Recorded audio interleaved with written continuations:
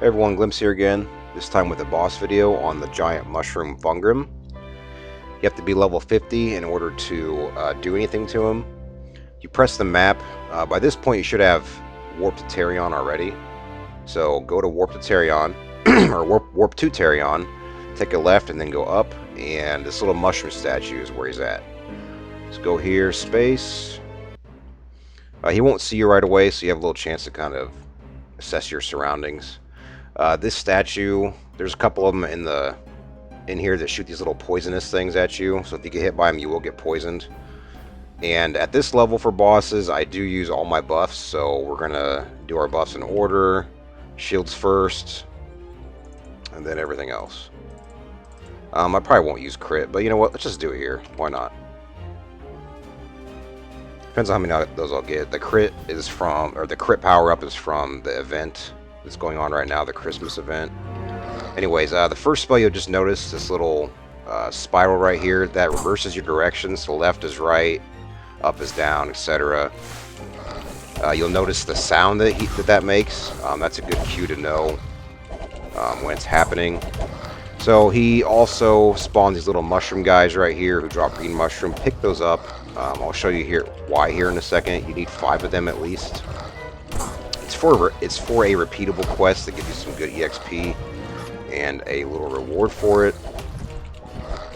So I just usually stay in one spot with Fungrim. He has a floor spell that will give you considerable damage if you stay on it. So just walk off that when you can.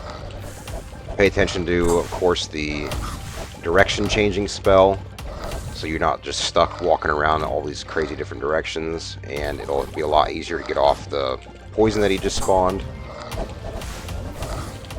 But that's basically it for Fungrim. Most of the time I just drag him over here, that way you're just completely out of the statue's way. That's easier to exit. You can't use your warp spells while you're in here, or you're not your warp. You can use your warp spells if you have them, but you can't use your warp items.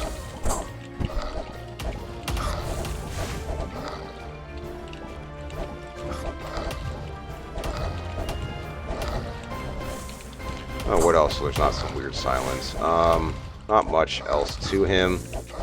I'm kind of making this solo look easy, but he's far from it if you're trying to solo right away, so I would definitely suggest a team. But Stalker, I'd say Stalker is probably the best to solo bosses anyways in this game. Hunter's actually pretty good too now. They used to be insane. I didn't play this game too long ago. About a year is what I've been playing, a little over a year. But before that, Hunter had an insanely high DPS, and they had to be kind of scaled back a little bit. But they are starting to catch back up.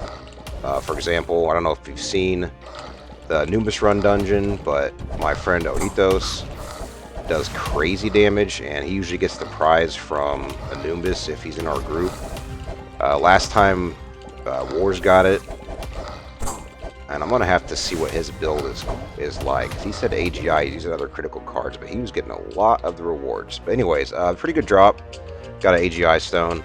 The best drops you can get from Fungrim are the Bongrim hat and the Bong Sid hat, which are right here. This is the best fighter hat pre-level 60, and this is the best mage hat pre-level 60. Both very good. This little miniature Fungrim, you'll need this for a quest later. You need 10 of them. And then, like I said earlier, with the Fungrim mushroom, 5 of them will be for a quest we're gonna turn in real quick. And then he drops 1 of each stone and a damage buff item. Okay, so if you go back to Goldem, there's an NPC over here called Kaimo. It's a repeatable quest. Anything with a purple above it is repeatable. So his first task is to kill Fungrim. So turn that in. And then the second one is green mushroom. There's only 2 of the steps. So turn that in. You can go to your combat chat and see all the things you've, like, for your experience and quest things. So we gained 10,000 EXP from that, pretty good. 200 skulls, which it adds up after a while, and then a Kaimo's random box. So what that has in it is remains of stones, which you will need for Mephis items later, and a failed stone, which at the current time of this video, we do not know what it is yet. We have some ideas. My idea is it will be a stone that will allow you to unenhance your equipment. Others have also said that this will be like a new thing for stones where you can make them, but so far they haven't been implemented yet in the game, but you still can't get them from one of these. So yeah, that's all it on Fungrim, and we'll see you in the next one.